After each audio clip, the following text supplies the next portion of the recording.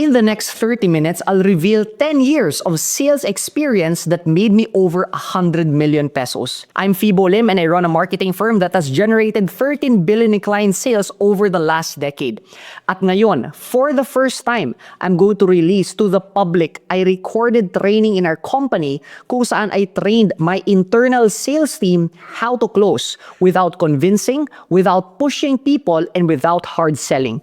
Watch this. In this training, I'm gonna share with you the most important parts, no? Ibig sabihin, if I'm gonna be sharing you rules that if you break one of the rules, it's impossible for you to close. Okay? So, now, expectations. Okay? We are not selling. We are closing. Okay? So, here's my question. What's the difference? Okay, unmute kayo ah. What's the difference ng selling and closing? Okay? Go ahead, anyone? What do you think is the difference between selling and closing?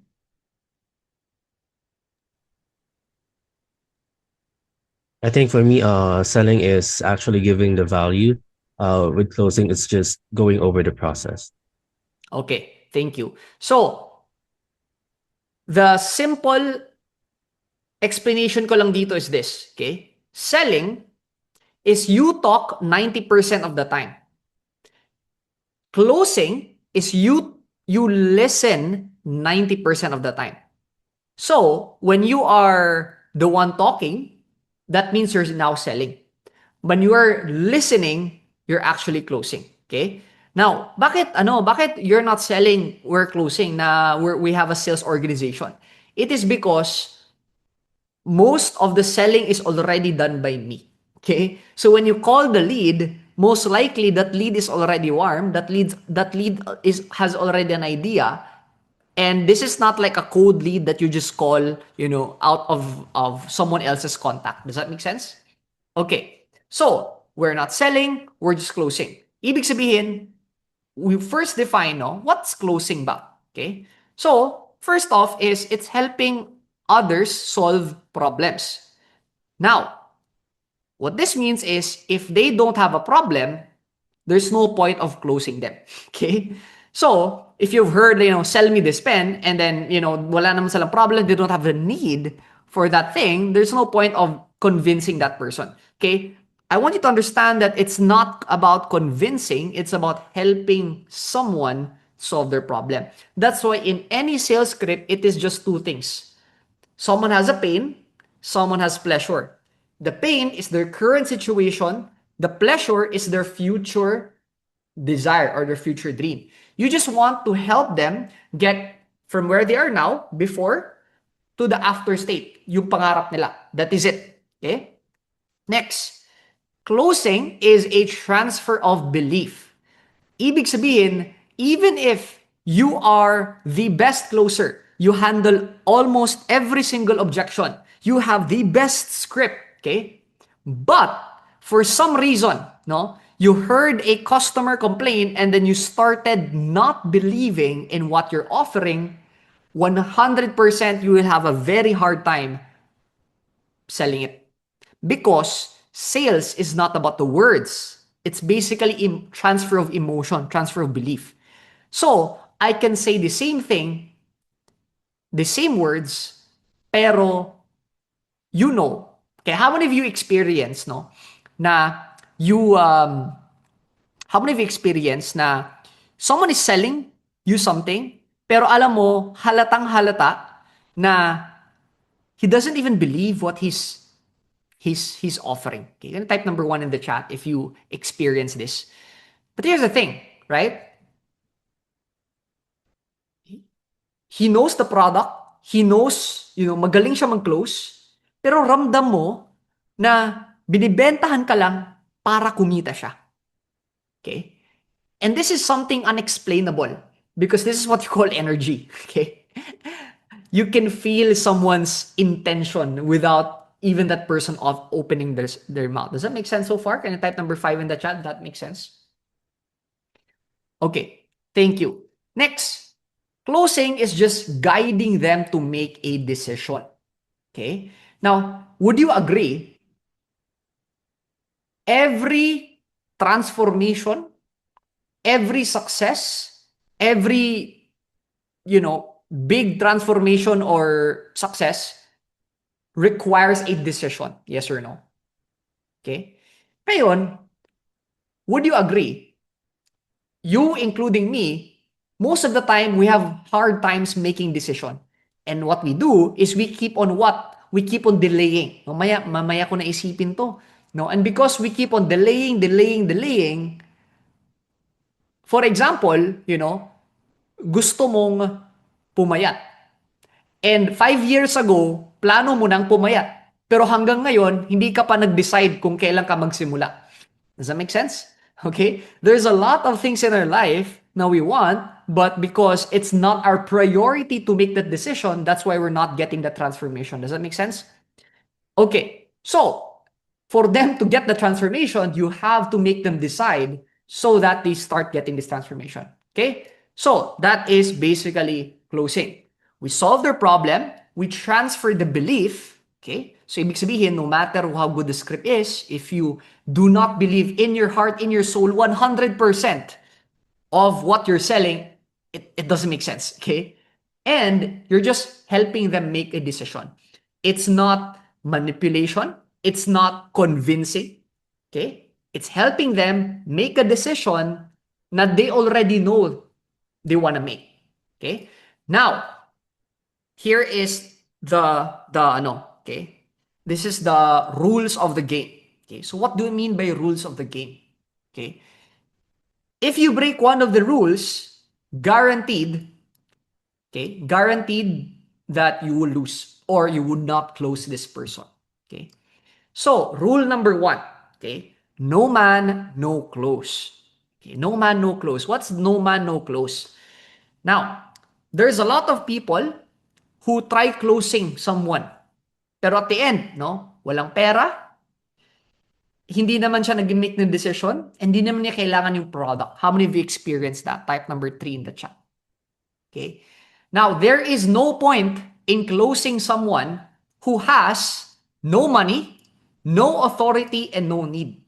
Ibig sabihin, if you're selling 100,000 product and that person only has 50,000, yes, pwede naman siyang mangutang and all of that. But I want you to understand na there is what you call easy closing and hard closing. Hard closing is you're closing somebody who has no money, no authority, no need. Easy closing is you already have the money. Ibig sabihin ng authority, they can make the decision. Okay? So it's kind of like saying na you want to sell a 500,000 company and enterprise package, but you're offering it to an employee. Does that employee have the authority to make the decision? Okay, assuming na rank and file lang siya. Most likely not.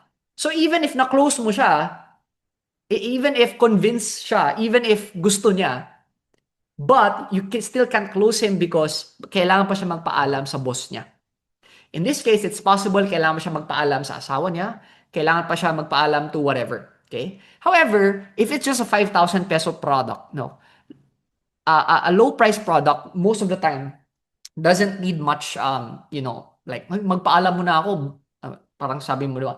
Magpaalam muna ako na magpapaload ako, diba? Parang ganoon. So usually for a low price product, you don't need much authority. The higher, the more premium, there's a high possibility na kailangan ng permission. Okay? So, hindi ko na i-discuss in terms of selling a premium product kasi the level 1 closers will just focus selling muna on a low price product. Okay? So, by the way, our tiers is we have a 5,000 peso offer, 50,000 peso offer, and a 500,000 peso offer. Okay? And lastly is need. If that person does not need what you sell, in short, wala siyang problem, there's no point of offering that. Okay? So that's the first. No man, no money, no authority, no need, no close. Ibig sabihin, before I talk to this person, I need to assess, does this person have the money, can make the decisions, and needs what I'm selling? Okay? By the way, kung negosyante ka pero pakiramdam mo ikaw pa rin gumagawa ng lahat at gusto mo magkaroon ng system that works even without you, join me in my upcoming scaling workshop kung saan I will reveal how to build a system that brings in high-paying clients without relying on referrals. At dahil subscriber kita, I'm giving you a free ticket to join this event. To claim it, click the link in the description or go to fibolim.com/scale. So, how do we do that? Because every time we run ads, they fill out a form. Diba? And that form is, I think, mga 10 questions. Okay? Now, if you can see, no, business owner, solopreneur, employee, etc. Usually, employees do not need what we sell, what we offer. And most of the time, they also don't have the money. Okay? So, yung pinaka-dream client natin is business owner or agent or distributor ka na may pera. Okay? Because there are real estate agents na they don't have a team, but they're rich. Okay? So they sell. Kasi here's the thing. We help business owners get clients. So as long as you need clients, you need our help. Okay? So would you agree if you are a business owner, you have at least one employee, you can afford at least 5,000 pesos, yes or no? Open your mind. Okay? Yes. Okay? Yes, yes. However, if you're selling to an employee, most likely that person will struggle. Does that make sense? Okay. So, that is the reason why we have what we call lead scoring. We have what you call hot, cold, and warm. Okay, if you can see here, these are the answers nila. And basta finormula ko na yan, hot these are the best clients. These are the easiest to close. Okay? Because they have the money. So, maliit lang yung 5,000 sa kanila, etc. Warm, they're qualified. Okay? Cold, they're unqualified. Ibig sabihin, you only call a cold if you want to practice. Okay? Don't expect closing a cold. Okay? Because, again, wala na silang money, authority, and need. Does that make sense so far? Can I type number 5 in the chat if that makes sense? Okay? So, most of the time, we get warm clients. Hot, we only assign that to the best closer. That's the incentive sa hot. Why? Because we want to give the best clients to the best closer. Kasi ayaw natin mapagpraktisan yung mga best clients natin. Kasi sure na yun, makaklose yun eh. Okay? Okay. So, rule number 2. Okay? No belief, no buy. Okay, what's this? Okay. Now, by the way, rule number 1 and number 2 happens before the close. Rule number 3, 4, 5 happens during the close. Okay? So, what is no belief, no buy? So, for someone to buy your offer, they have to have 3 beliefs. How many? 3 beliefs. Okay? First is what you call self-belief. Okay? This is especially for information products. Okay? Because info kasi is education.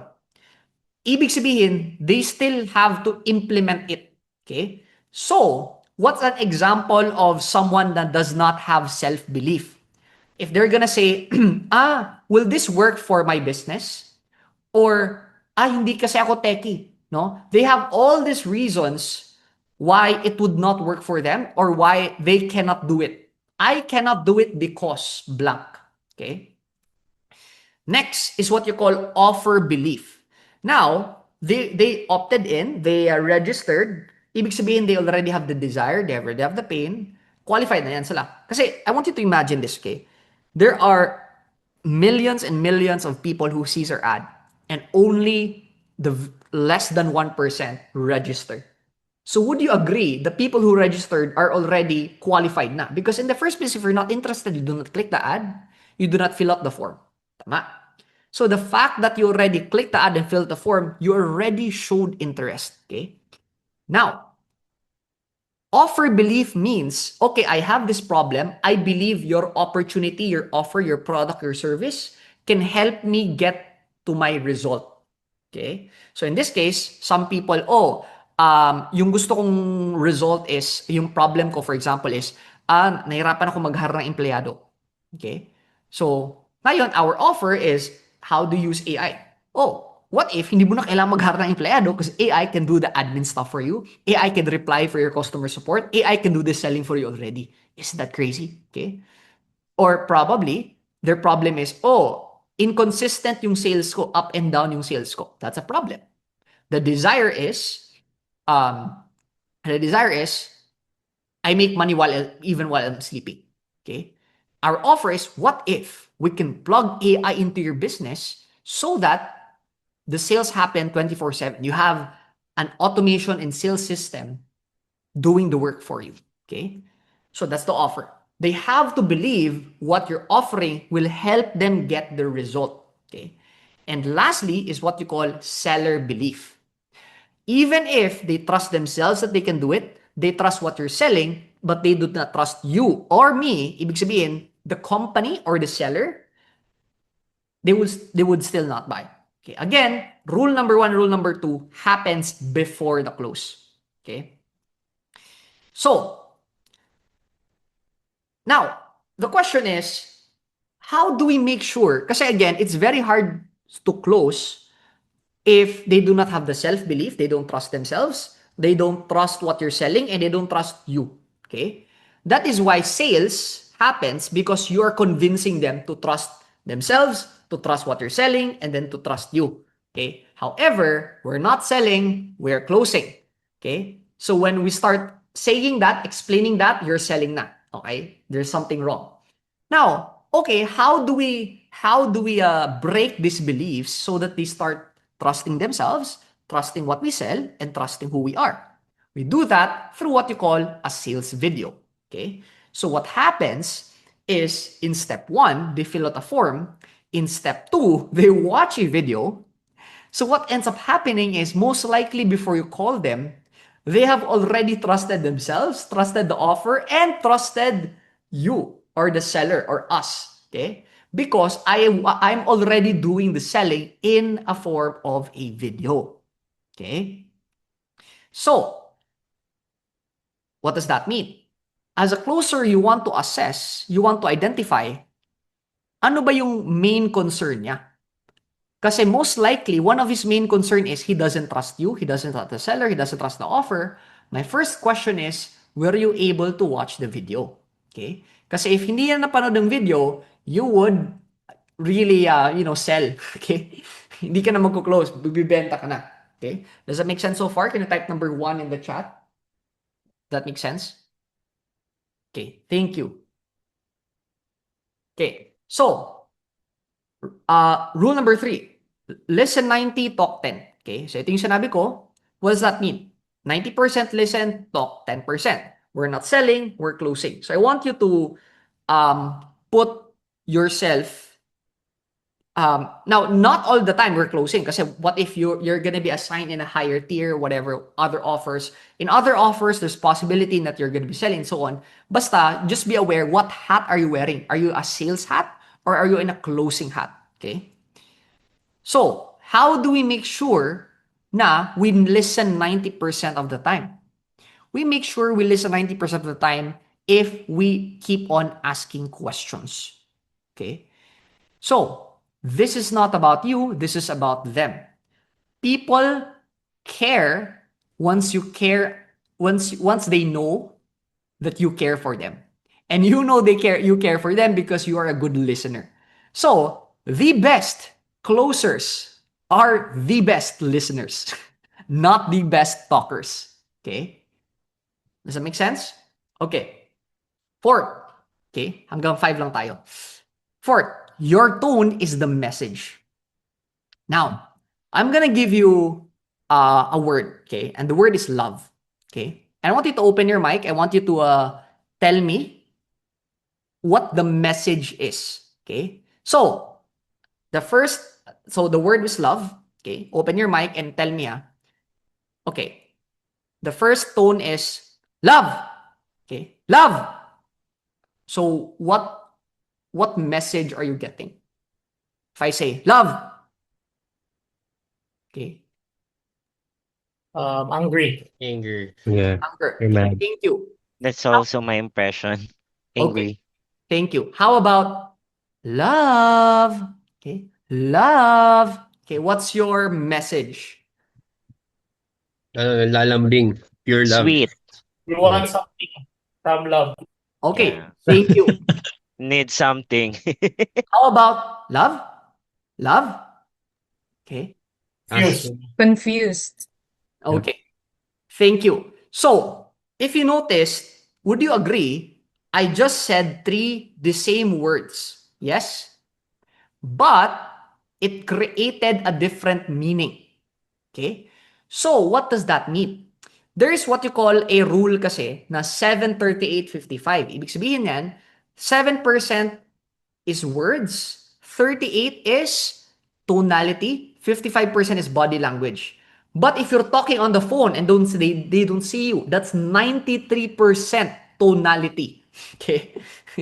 So, I'm gonna show you an example of how a really good tonality sounds like. Okay? So, I want you to observe kung paano dinideliver yung script. Hello, John. How you doing today? You mailed in my company a postcard a few weeks back requesting information on penny stocks that had huge upside potential with very little downside risk. Does that ring a bell? Okay, great. Well, reason for the call today, John, is something just came across my desk, John. It is perhaps the best thing I've seen in the last 6 months. If you have 60 seconds, I'd like to share the idea with you. You got a minute? Name of the company, Aerotine International. It is a cutting-edge, high-tech firm out of the Midwest awaiting imminent patent approval on a next generation of radar detectors that have both huge military and civilian applications. Now, right now, John, the stock trades over the counter at 10 cents a share. And by the way, John, our analysts indicate it could go a heck of a lot higher than that.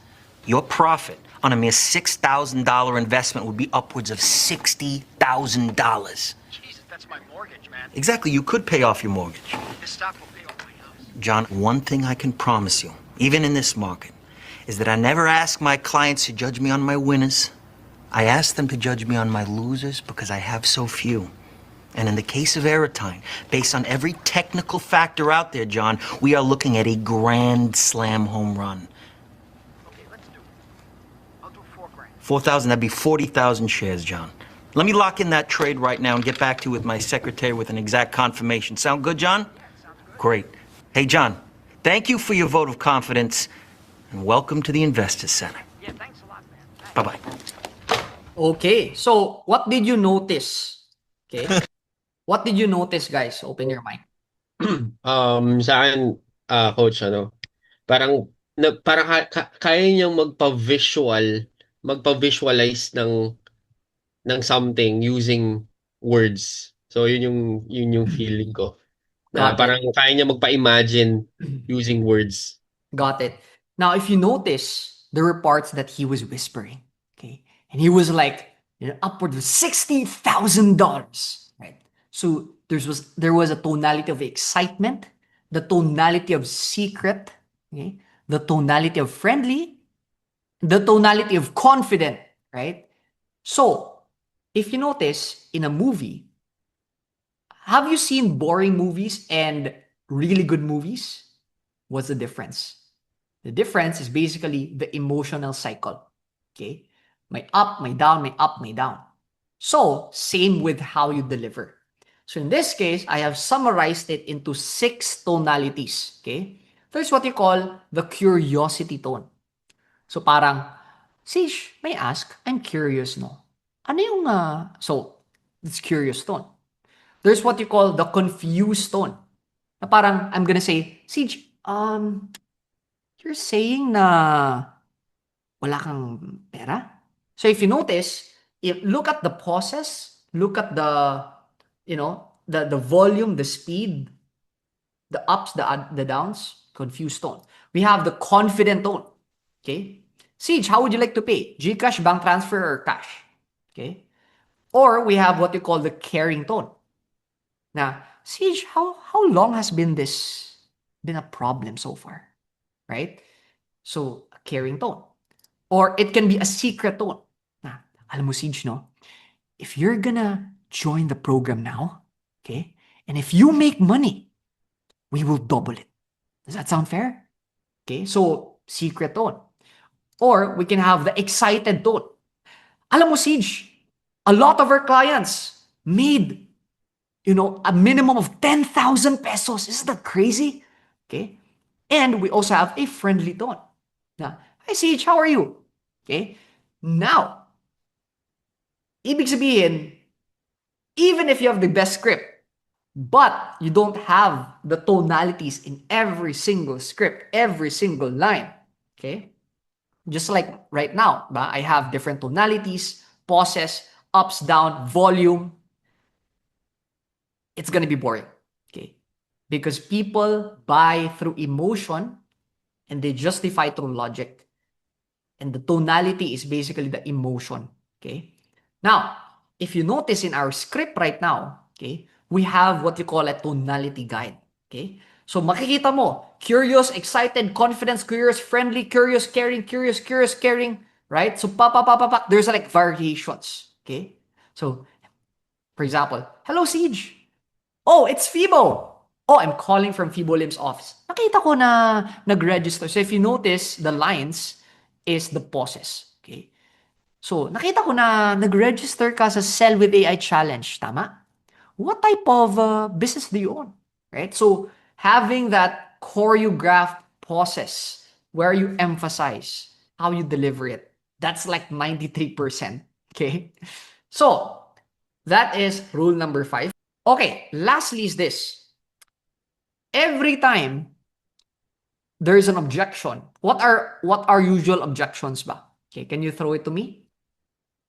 Can you throw it to me? What are the usual objections of prospects? Is this legit? Okay, this is legit. Okay, what else? Wala pang budget. Walang budget. Okay, what else? Give me one more. I want to join with a live seminar, not on a virtual Zoom. Okay, thank you. Now, again, as sinabi ko, I made this so simple that every single objection all boils down to 5. Okay, what's this? It's either a time objection. Oh, I'm not available with the schedule. Oh, I'm not available this time. Okay, that's a time objection. It can be a money objection. Oh, wala ko access sa cash or I don't have the money yet. Okay, it can be a decision maker objection, which is, oh, magpaalam muna ako. I'll have to ask my wife. Or it can be a preference objection. Oh, I prefer in person. I don't want online. I prefer this, not that. Okay. Or it can be a delay objection, which is, oh, I'm gonna think about it. Okay. Yes or no, I have discussed everything here. Yes? Now, sinabi is, are you legit? It boils down to rule number 2. They don't have belief in the seller, belief in the offer, or self-belief. Okay? So, kaya kailangan mauna yun. Kailangan mauna muna yung money, authority, need. Kailangan mauna muna yung self-belief, offer belief, and seller belief. Pag na-check yun lahat, we boil down to this. Either they don't have the time, don't have access to the money. Let's say, for example, money can be, oh, like, I want to pay, but, like, for example, I want to pay, pero I don't have online transfer, so kailangan ko pumunta sa Palawan para magbayad. That's a money objection, right? Or decision maker objection, magpaalam muna ako. Or preference objection, oh, I can't because I prefer doing this. Does that make sense? So, the key, okay, what's the difference again with selling and closing, guys? What's the difference? Listening and talking. Exactly. So, how do you answer objections? You do not answer them, you question them. Okay? So, ibig sabihin, you still wanna listen. Ibig sabihin, sila yung magsasagot ng sarili nilang concern. Okay? Why? Because when you start answering them, number 1, you become selly. Number 2, you can say something na they don't like. So, you only wanna say something that they would like to hear. Paano yun? Kailangan mo malaman what they wanna hear. Okay? For example, let's say you're selling a gym membership. Okay? So, it's a preference objection. Okay? So, sinabi, okay, for example, Siege, act like if you are interested to join my gym and you're looking for a treadmill, pero wala kaming treadmill. Okay? So, I'm gonna say, Siege, how would you like to pay? no? GCash or bank transfer? Yeah, I'm bank transfer. O, Eh, ikukusta kita. pero Batawan mo as ako ng objection. can I ask, do you have a say I wanna do cardio eh. Can I ask, do you have a treadmill? Okay, so sidebar. If you notice, Siege is asking if may treadmill. What you usually answer is, wala kaming treadmill, blah, blah, blah, blah. So you're saying something na they don't like to hear. Again, you want to say something that they like to hear. Okay? So, how do we do that? Okay, see. So, ano yung rule number 5? Don't answer, question Objection. them. Okay. So, Siege, I'm curious, bakit gusto mo ng treadmill? Yun nga, because I wanna improve my cardio. I'm gonna be joining a 21-kilometer marathon, so I wanna practice. Right, got it. Siege, are you here to lose weight or are you here to be an athlete? Yeah, I wanna lose weight and at the same time, yeah, I wanna try the marathon. Got it, got it. I'm curious, Siege, no? Kasi you mentioned in your form na your priority is you're overweight, you want to lose weight. I have a question. If we can help you lose weight without having to run, without having to do cardio, is this something that you would be interested in? Yes, yes, yes. Right. Got it. That's exactly what we're gonna do. Okay.